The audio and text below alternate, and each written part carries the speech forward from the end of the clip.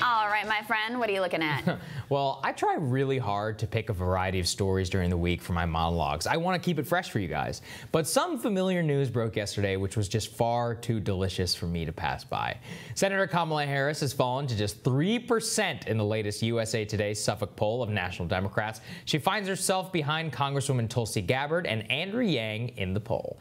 As we highlighted on Tuesday's show, Harris is also trailing Yang and Gabbard in the latest CNN poll in New Hampshire. And as if on cue, hours after the USA Today poll was announced, Kamala's campaign announced that her campaign was going to be restructured and that dozens of her staff were going to be let go.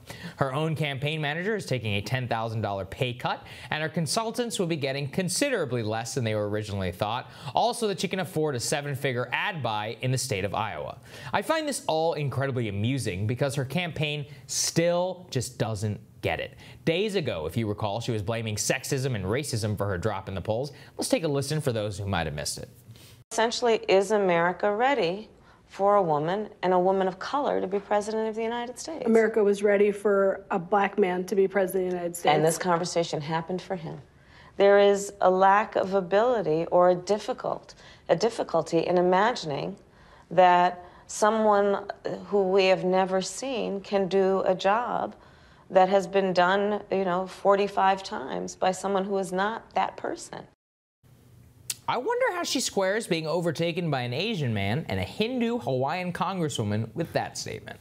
I've talked endlessly here about how Kamala, in many ways, most represents the empty bipartisan consensus I see in the Democratic primary of paying lip service to progressivism with fake platitudes while playing up woke identity politics. Remember, this is the woman who thinks that it's clever to put the word she in front of president during the debates and who derailed a pretty good discussion on breaking up big tech to challenge Elizabeth Warren to join her in calling for Donald Trump's Twitter account to be banned. Let's just relive that moment for very good measure.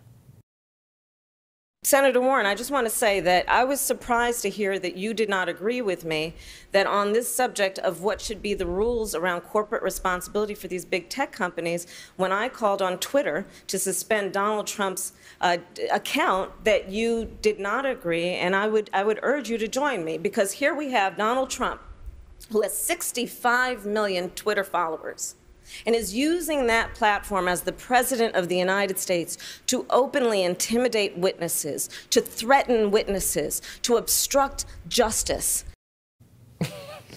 Beyond the schadenfreude I get from watching Kamala's empty ideology fail, there's a profound sense of justice in her campaign's failings. Kamala, perhaps more than any other candidate, embodied the elite snobbery of the establishment senators that entered this campaign simply because they were entitled to be president of the United States. They didn't feel compelled to run for any other reason than that they deserved to be there. There's only room for one such candidate like that, and look how it's working out for Joe Biden. Kamala and Pete Buttigieg were the ones who snickered when Andrew Yang announced his freedom dividend challenge on the stage in the second debate. She was the one who said of Tulsi Gabbard after she attacked her, saying, quote, "This is going to sound immodest, but I'm obviously a top-tier candidate, and so I did expect that I would be on the stage and take hits tonight," later characterizing her as people polling at 1% or whatever. Now, Yang and Tulsi are ahead of her without the massive, expensive campaign infrastructure that is bleeding her dry beneath them. They stand solely on the ideas carrying forward in the debate. And in Tulsi's case, of course, they have a slight assist from Kamala's compatriot, former Secretary of State Hillary Clinton. It really is something to behold, Crystal. It's funny because we are usually a couple of days ahead of the news cycle, or weeks or months or years, whatever. Yeah. I digress. Stop keeping track. I digress.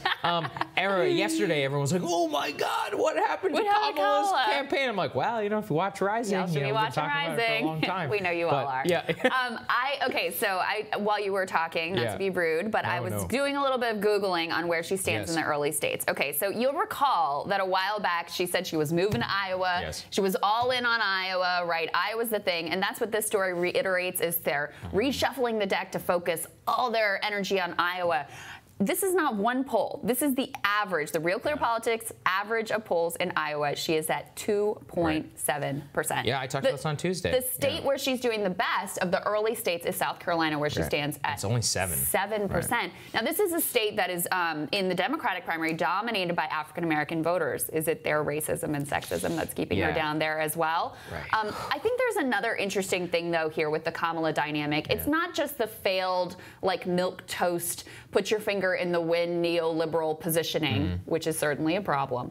But she also really, her and Cory Booker and Kirsten Gillibrand, and Eric Swalwell, all staked their presidential bids on being the most aggressive anti-Trump, right? Her, like, holding people's feet to the fire in these hearings in the Senate, et cetera. That was supposed to be the thing. And when it comes down to it, the primary electorate's like, well, yeah, I mean, yes, none of us like Trump, right? Everybody's united that we all don't like Trump.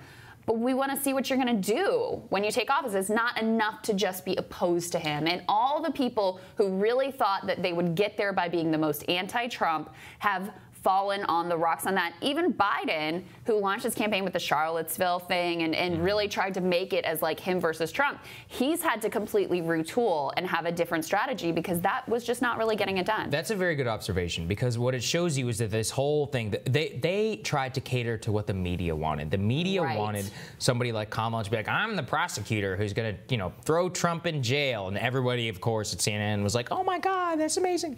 But then it got to actual voters, and voters were like, no. That's not like the you thing. said, they're united in the idea that they want to replace Donald Trump, but they want to see what you're going to replace and you're going to do and maybe solve some of the symptoms that led to the rise of the 2016 election. And that's not something that Kamala or Michael Bennet or Eric Swalwell or any of these other people have found, because they didn't realize you're not running in a cable news green room. You're running with actual people. And actual people don't give a damn about all this impeachment and all these, the circus of Washington. They want to know what you're actually going to do for them. That's what it all is about. Which just goes to show you how out of touch the cable news world is with what people actually care about. I mean, you would think that they would have learned this lesson in 2016. I've told the story before. When I was at MSNBC, I really wanted to cover TPP more because I thought, this is like really significant and there's an interesting dynamic in the Democratic Party. Not everybody's falling on the same side. Like, let's get into this. And I was told with no facts or data, just, people don't care about that. Like, it's a ratings killer. That's what I was told. And so, look, they still haven't gotten that. And of course, that ends up being one of the most defining issues of the entire campaign. So that lesson has still profoundly not been learned by the cable news media, and the candidates who followed that model have obviously fallen by the wayside. Yeah, well, we're not sad to see them go, so it's all right. A little cruel that way. All right, my radar is going to be next. Stick around.